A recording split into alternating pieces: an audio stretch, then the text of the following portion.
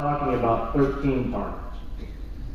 Now, in the calculus of an enemy, capability times will equals deterrence in the mind of each independent enemy, we are inching closer to a decision point where they might just say, this is the day. And that to us would be catastrophic.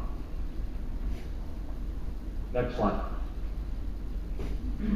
So this is the area that our missile complexes cover. Between the three wings, it's just under 32,000 square miles.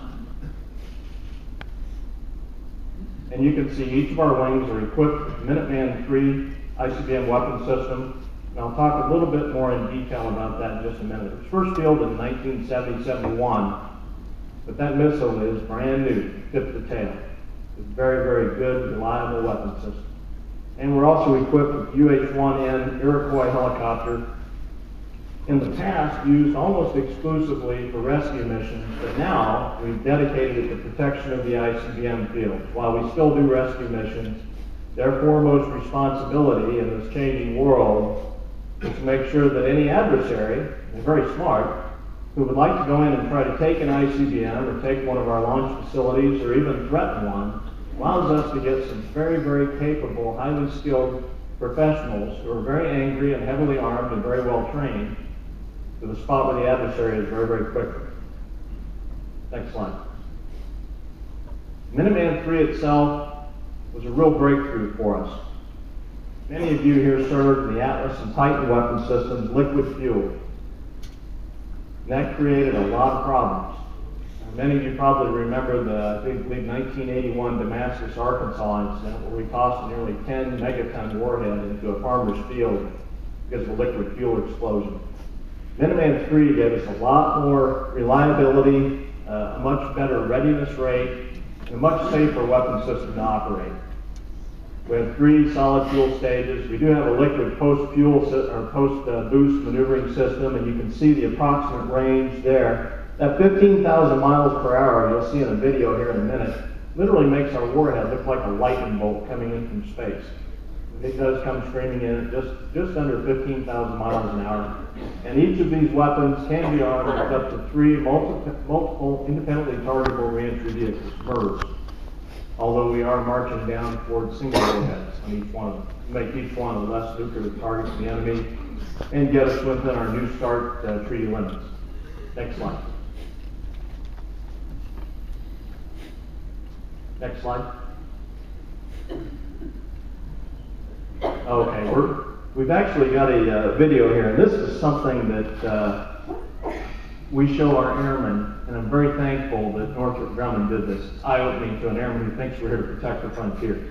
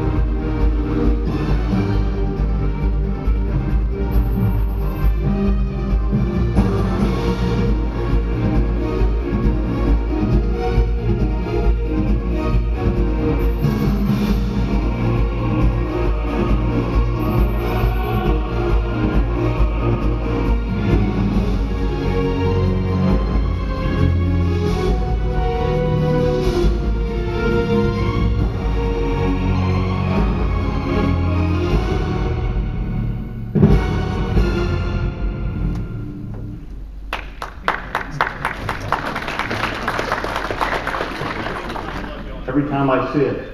I actually have a bootleg version of that I'll show our airmen every now and then, and General McMahon would get mad if he heard this, but I have one that's got a detonation at the end because I want to see the business end of that thing. That makes somebody believe in their mission. And most of them look at me like, you gotta be kidding, that's what we do from here? A lot of them think it's a storage depot for nuclear weapons.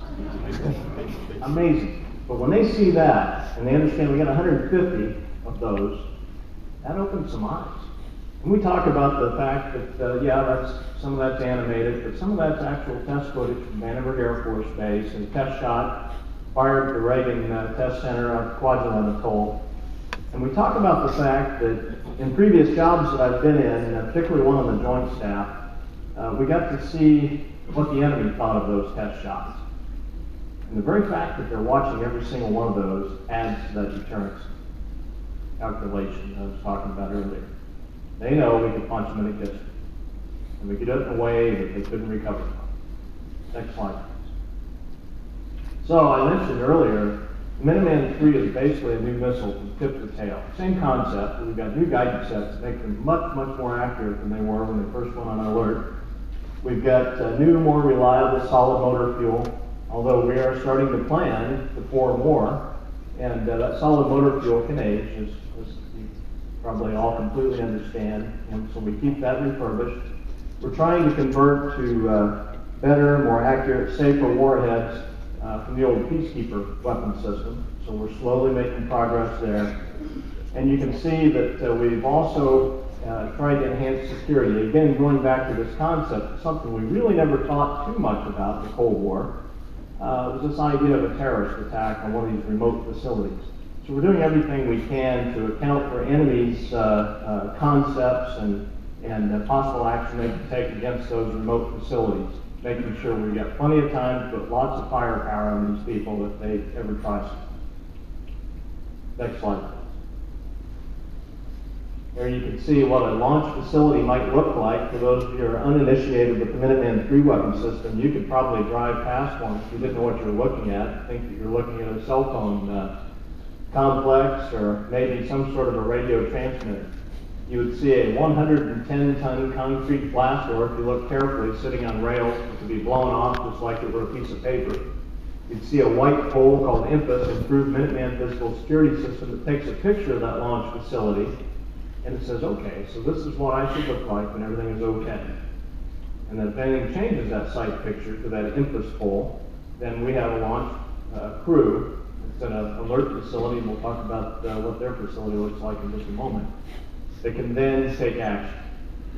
So that means we don't have to man these sites. It allows us to have a lot more missiles with a lot fewer people and have them just as secure.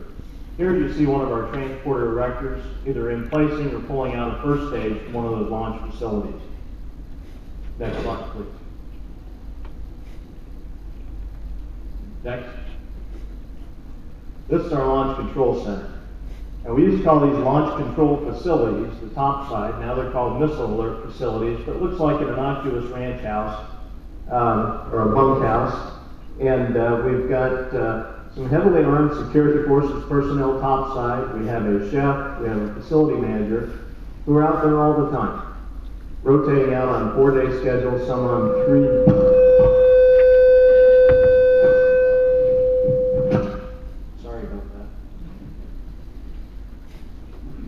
Downstairs, 60 feet below ground, we have a 2-person launch control team, 2 Missileers out there for 24-hour shifts all the time. No matter what's going on, they are out there on alert, ready to go. And if you ever think of a Missileer as a Maytag repairman, you're completely wrong. It is such a busy job. I got full alert in SAC, and we had a relatively stagnant target set. We didn't do as much stuff as they're doing now, partly because we're constantly moving the missiles or targeting them differently, partly because we're constantly modifying them, but there's always activity of some type. There's very, very little time for sleep out there, so they are not Maytag repairmen. We're constantly going through comms